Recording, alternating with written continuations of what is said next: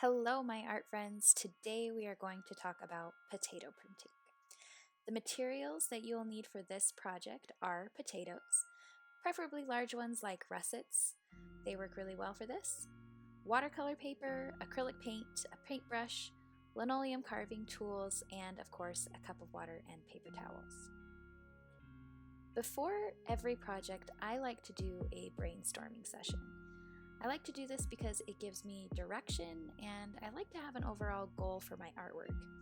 You can see I have started out by doing an idea web, and then from that idea web I made several thumbnail sketches to play around with the composition of my piece, and I was really considering the natural shape of my potato and asking myself and considering what other shapes I could potentially get out of my potato. Once I had an idea I liked, I had to plan out the order in which I would print these shapes. I am printing the largest shapes first, then the medium shapes, and then the smallest shapes and details. I will be using the same piece of potato for the whole artwork, so I won't really be able to go back and redo anything. That's why it's really important to have a game plan.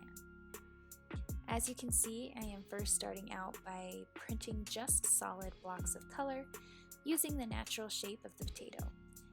I am using different shades of green and staggering them a bit so they aren't in a straight line, and that is going to make my piece a bit more interesting and add some movement. You will also notice that I am printing on two papers at the same time.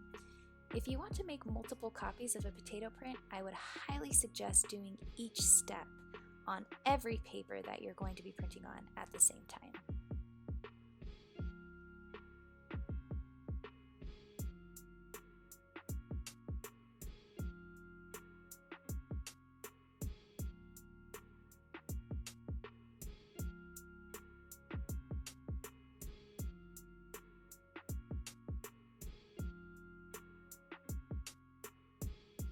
Once I got those main large shapes printed, I cleaned off the extra paint from my potato and I moved on to my medium shapes.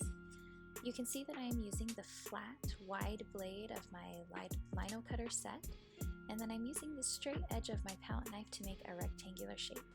I'm using my lino cutter and cutting away the excess potato very carefully so that the shape that I want, the rectangular shape that I want to print, is raised away from the rest of the potato.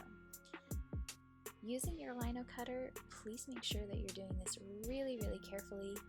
They are quite sharp, and if you put too much pressure and accidentally slip, you will definitely cut your finger.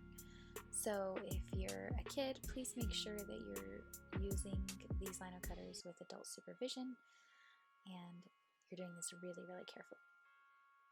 So once I've cut the shape out that I want to print next, I'm going to mix together a nice dark color, and I will apply the paint to my potato using my paintbrush. And just as a tip, when you're doing this, you don't want to make your paint too watery. Otherwise your potato will slip a lot and you won't get a nice clean print. So make sure that your acrylic paint isn't too watery, you're not adding extra water to it, and then that way you're going to get a nice clean print every time.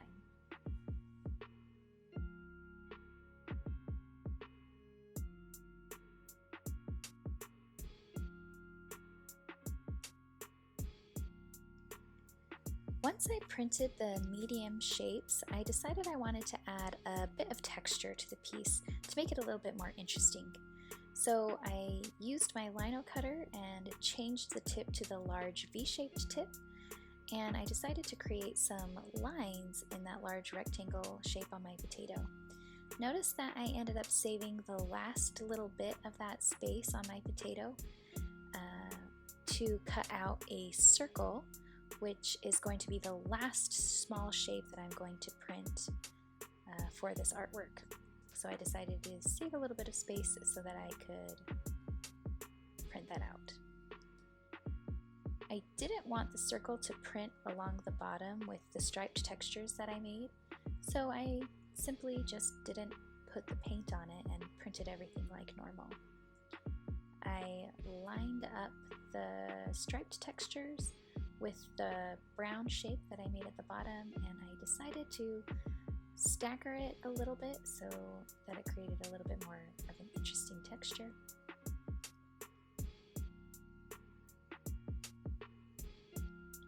And when it came time to print the circle, I used a paper towel to clean off the extra paint and in between the cracks as best as I could, but as an added measure I decided to use a piece of scratch paper to put underneath my potato so that any extra paint that I may have missed when I cleaned wouldn't get on my paper, and I am really glad I did that. I was able to keep my paper nice and clean, and I got really nice print with that last little shape. And there you have it. I hope that this video was helpful, and I hope you have a very fun time experimenting and creating with potato prints. Enjoy!